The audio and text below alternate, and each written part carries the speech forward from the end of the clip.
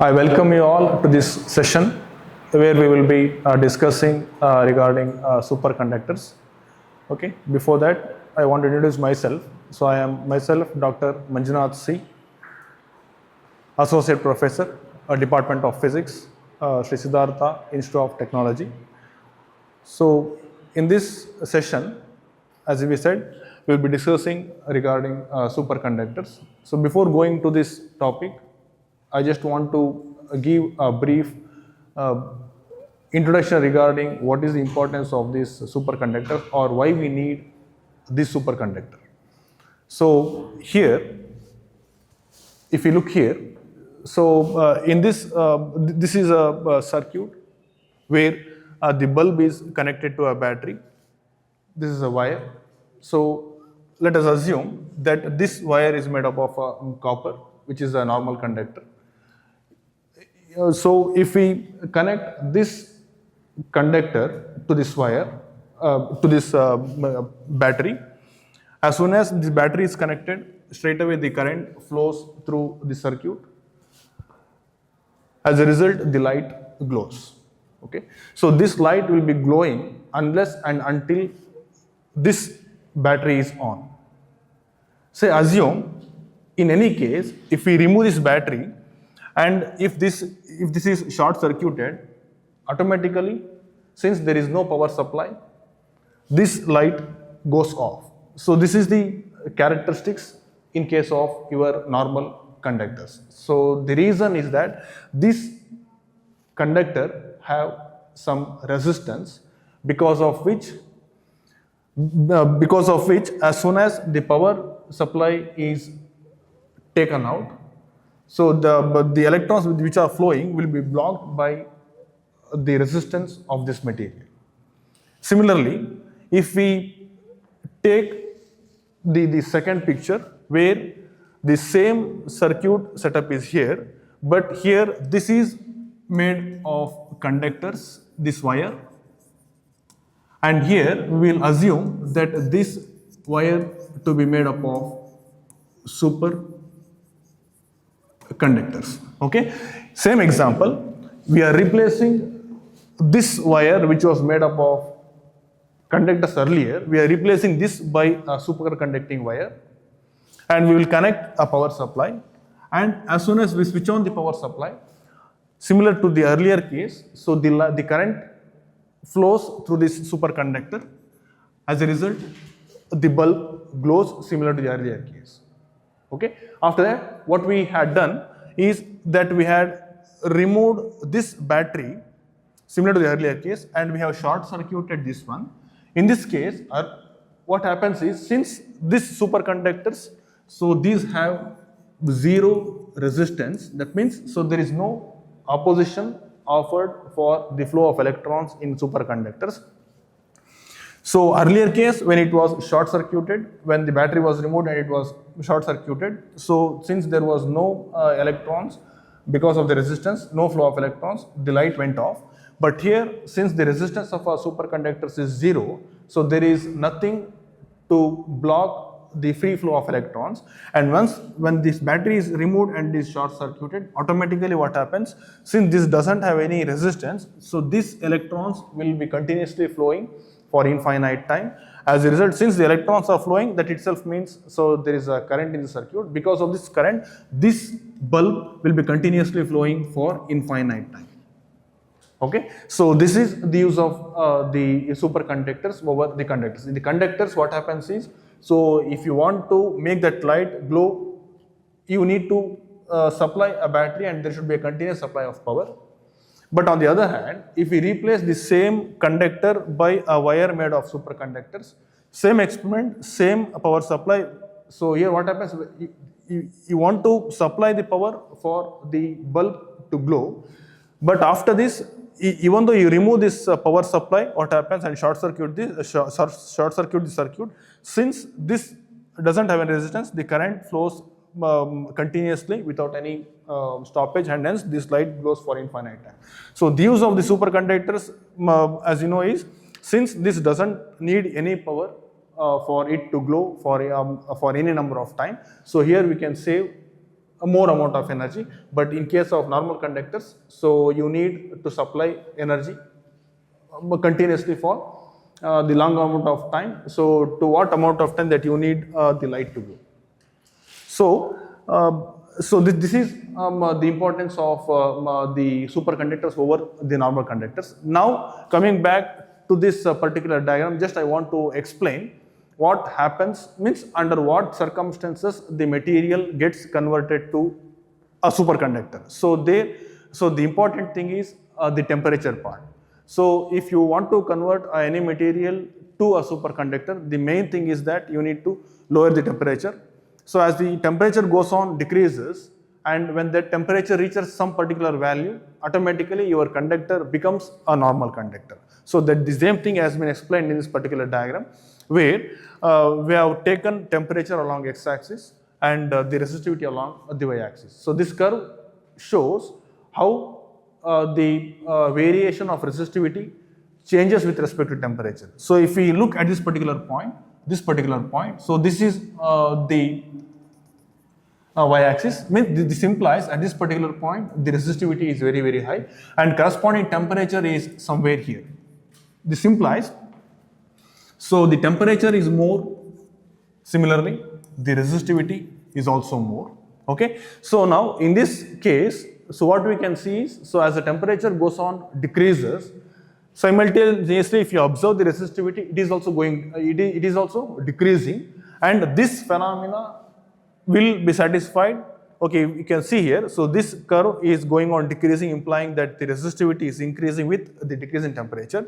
And there is some particular point, at this particular point what happens when temperature comes to this particular level, instead of gradually this resistivity gradually decreasing, this suddenly drops to 0. Means at this particular temperature, what is happening? The resistivity is abruptly, means suddenly falling to 0. So why this is happening? This itself is the property of a superconductor. Means any material, if you want to convert it into a superconductor, you need to decrease the temperature. That means not all the materials can be superconductors. There are some specific conditions. If that material meets that specific conditions, then only it can be utilized as the superconductors. Okay, so for that, assume that this material what we are taking is capable of converting into a superconductor under some particular temperature. We are taking that material and we are studying the temperature variance. So when the temperature is decreasing, resistivity in fact is decreasing, and when it reaches a particular point, so here you can see, so this is dropping drastically, means suddenly to 0, implying that resistivity is falling 0 suddenly when the temperature is reaching some particular point. So this particular point we are assuming it as critical temperature. So this is a critical temperature, means it is a temperature, that temperature is say different for different materials. Okay, so when temperature reaches critical temperature, automatically the material loses its entire resistivity and it becomes a superconductor. Okay, so from this graph what we can understand is, if you want to convert a material to a superconductor, you need to decrease the temperature, and when that temperature, when it goes below a particular temperature which is called as critical temperature, automatically the material becomes a superconductor.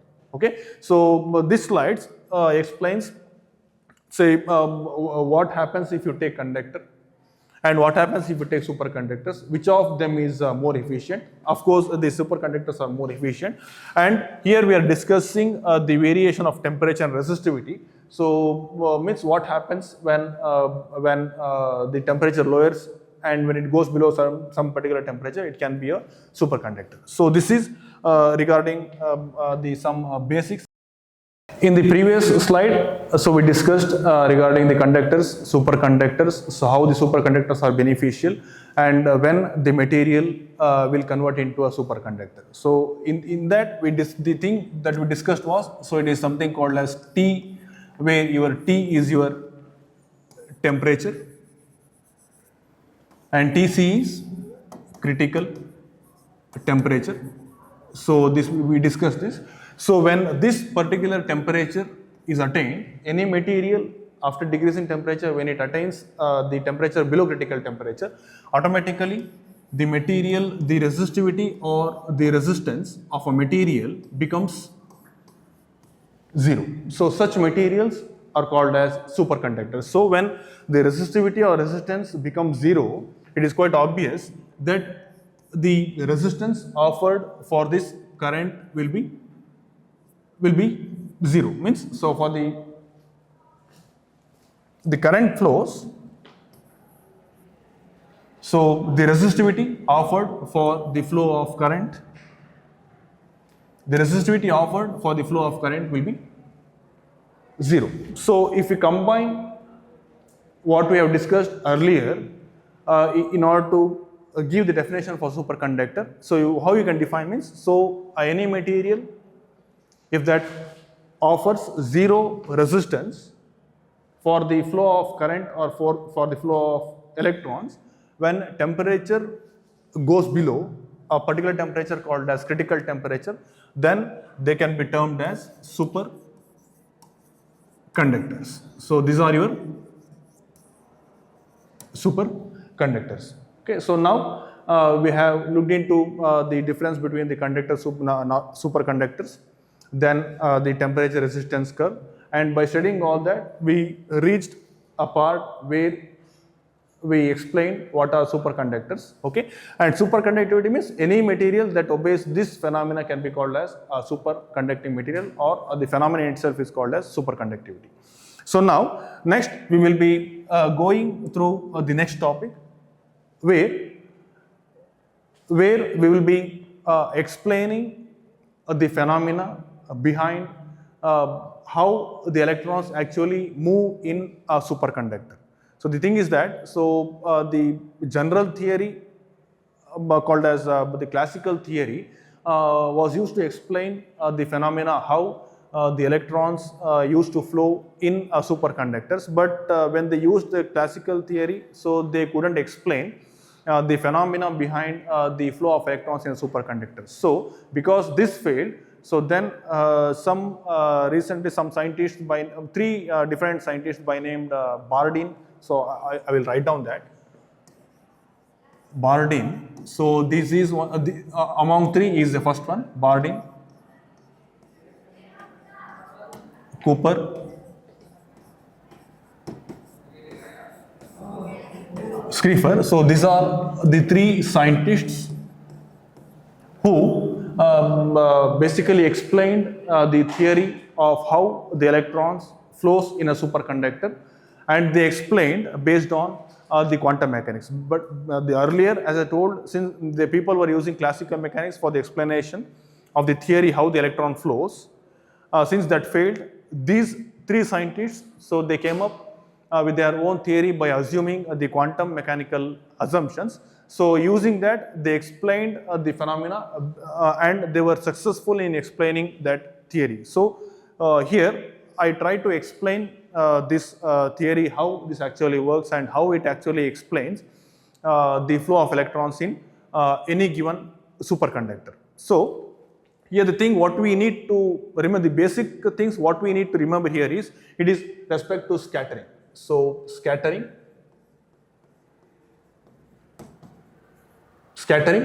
So if there is scattering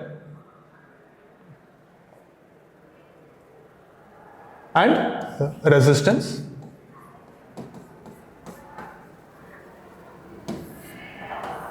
if there is scattering, that means there is resistance. If there is no scattering, that means there is no resistance. Okay, so this is the basic concept that what we use in this particular theory to explain how the electrons move in any superconductor. So what is scattering means? So assume if there is any electron. Okay, so earlier we were discussing that, so the electron flows like this. If any obstacle is present here, automatically the electron falls here and it gets deviated or it gets scattered. Okay, so this obstacle itself can be taken as the resistance which obstruct the flow of electrons. Means here the electron is getting scattered, yes. If that is the case, that implies that that particular material exerts resistance on the flow of electrons, so it is yes. Now second case, if I take the electron and assume this electron is continuously flowing and this electron keeps on flowing without any deviation, without any scattering, means that implies, so this electron has not encountered any kind of obstacle, means any obstacle in the sense it is with respect to resistance. So since there is no resistance offered for this electron, it is not getting scattered. So in this case, the electrons, this electrons is not getting scattered, that implies that there is no resistance. This is the main thing based on which we will be explaining the BCS theory. So here we can divide this BCS theory into some 4 to 5 steps, which we can easily understand the phenomena. Okay, so in this case, in the first case, as I said earlier, when I started this BCS theory, so this is explained completely based on quantum mechanics. So I'll write this is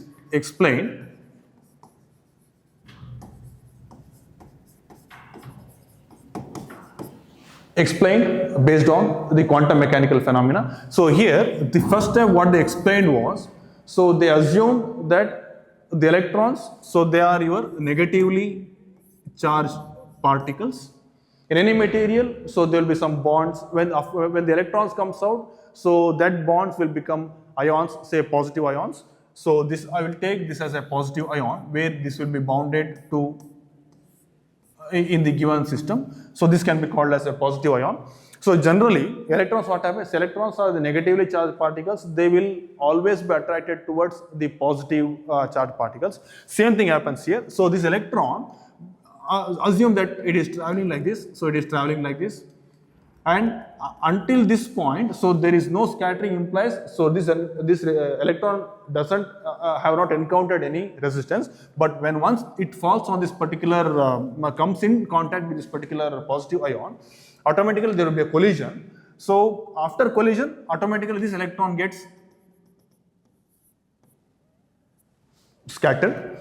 Okay, so in this case what happens, since because this electron is going and colliding with the positive ion, because of the impact, what happens is this positive ion, which was actually at this particular point, it gets shifted. So assume, so this is the shifting point of this positive ion. So here what is happening? So because of the impact of the electron, of course electron is getting scattered, but this positive ion which was existing at some particular point will be displaced. Okay, this phenomena is called as lattice distortion. So lattice means, so the displacement of this means this actual ion has been disturbed, it has been moving to some other position. So this phenomena where the positive ion will get shifted from its original place can be explained by a phenomena called as lattice distortion. So we'll write it as lattice. This is your first step. So the second step explains the phenomena of lattice distortion. Lattice distortion means, so when the electron, which is a negatively charged particles, when it collides with the positive ion, so after collision, because of the impact, this positive ion will get shifted from its original place or distorted or displaced, hence it is called as lattice distortion. In this process, what happens after collision, so the electron will lose its energy. So this is the main important point here. Electron is losing energy. Okay, so in this case, when lattice distortion happens, in this phenomena electron will lose its energy. Okay, so the third, so now if we move on to the third step, so here it is the extension of the first one. So we assume this electron is colliding with one particular positive ion. So after collision, electron loses its energy and it will be getting distorted. So now there is no, in any given material there will be n number of electrons and n number of lattice points or the positive ions. So likewise these electrons will be colliding with n number of lattices. Okay. So in this case what happens, this electron which has been which has lost its energy, again it will be traveling in some particular path. It will encounter one more positive ion. Well, positive, so automatically the electron gets scattered because of this, again this positive ion will be displaced, so thereby getting distorted. So this phenomena will be keeping on increasing in the maybe as the electron progresses in some particular in a given material. Okay. So in this case, what happens in every collision? Here it is one collision, second, and there may be some other collisions, third collision. In each and every collision, electron will be keeping on losing its energy. So this is the main important point. Okay. So we told there is scattering, there will be resistivity. In all these phenomena we are observing that the electron has been getting scattered, implying that there is some resistance encountered by the electrons, which is not the phenomena of the superconductors. Okay. So this is the third phenomena where this is called as electron. So it is electron lattice electron collision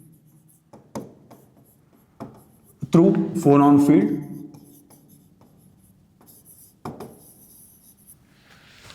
Electron lattice, because so there are number of electrons included in the collision with the lattice, so it is called as electron lattice electron collision via phonon field.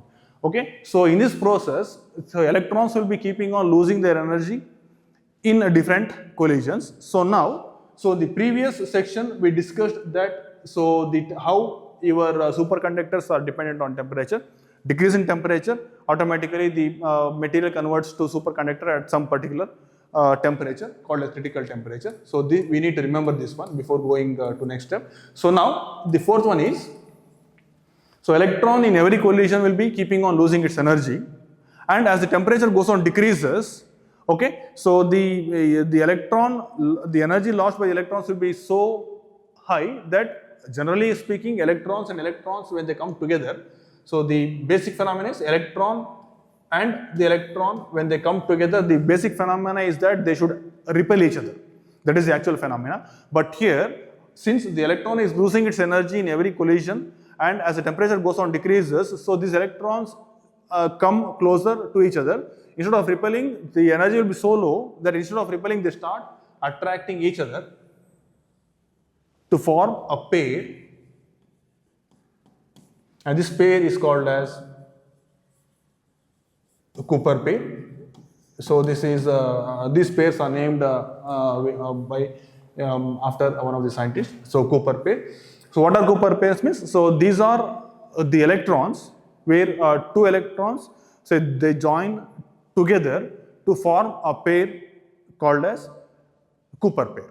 Okay. So now these Cooper pairs, so once they are formed, so there is some rule for this Cooper pair to be formed where one electron will be having spin up and other should be having spin down. So there will be, say, assume there will be 20 electrons, just for example. So all these 20 electrons, so there is some particular rule that out of that 10 electrons will be having spin up and 10 will be having spin down. So spin up and spin down electrons, they will search for them and they come together, and such kind of electrons, they join together to form a pair. Okay, so this is the next step. So these Cooper pairs, what happens is, as the temperature goes on decreases, so there will be not just one Cooper pair in any given material, there will be n number of Cooper pairs. Okay, so when such thing, so here what happens is, as temperature goes on decreases,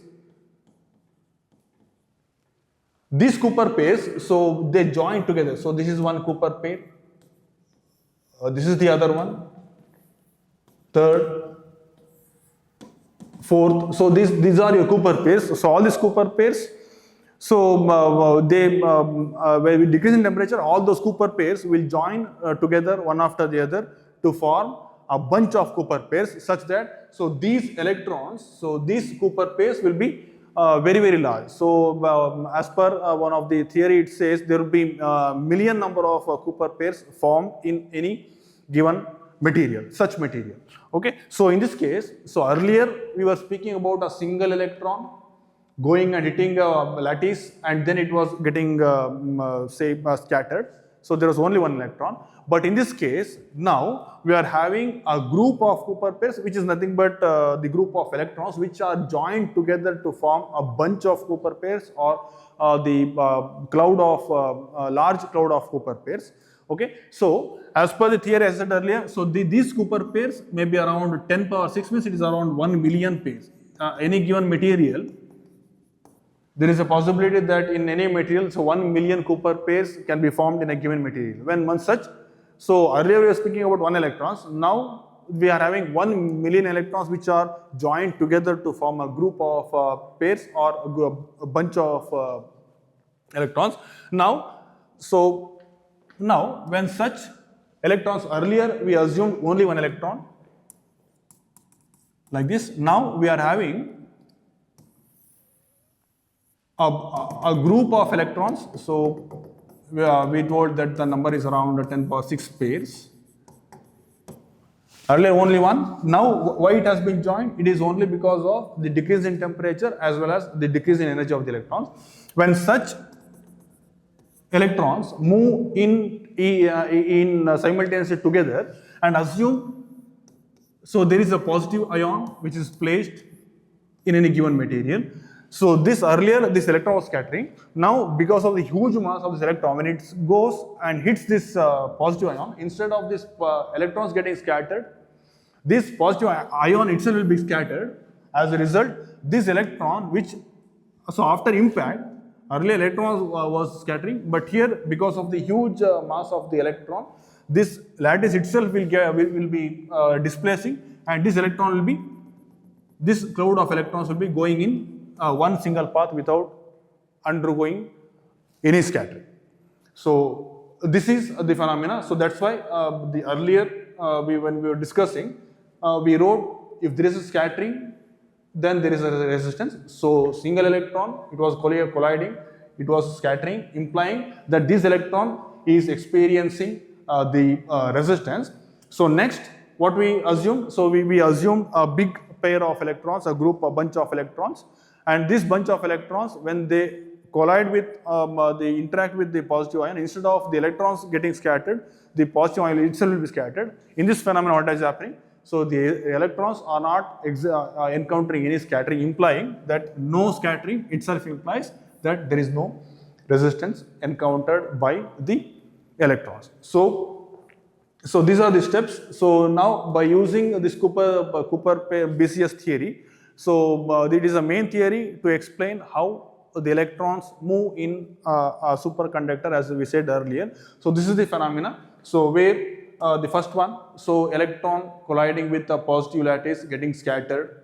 So where this will be shifting or getting distorted, and an electron losing its energy.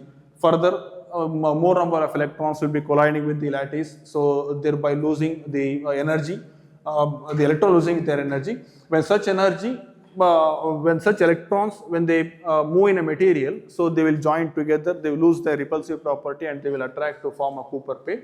And this Cooper pair, all of them will join together to form a material. The resistance encountered is 0 or nil, and hence that doesn't encounter any resistance. So this implies, so when there is no scattering, means there is no resistance. This itself indicates that a material has been converted to a superconductor, because any superconductor, the resistance should be 0. So if the resistance should be 0, how we can prove that resistance becomes 0? It is only by the scattering of the electrons. So this phenomena at the end of the explanation, we explained that the electrons doesn't have any scattering, implying that they are not encountering any resistance, which implies this itself is the phenomena for your superconducting material or a superconducting phenomena. So this was explained by the three scientists, which we so called as Bardeen, Cooper and Skrifer, and it is called as BCS theory. Okay, so these are the basics. So earlier we discussed the basics, where difference between the conductors and superconductors. How conductors is non-beneficial when compared to superconductors. So here it is not, it is energy consuming, energy means energy saving. So this is the graph explaining the resistivity with temperature. Here we explained the superconductor definition, where when any temperature goes to a critical temperature, resistance becomes 0, so that the electrons can easily move in that material. So that is the phenomena of superconductor. So in this slide, here we explained the phenomena of the BCS theory, which explains the theory of superconductivity. So with this, my part of session is completed. Thank you.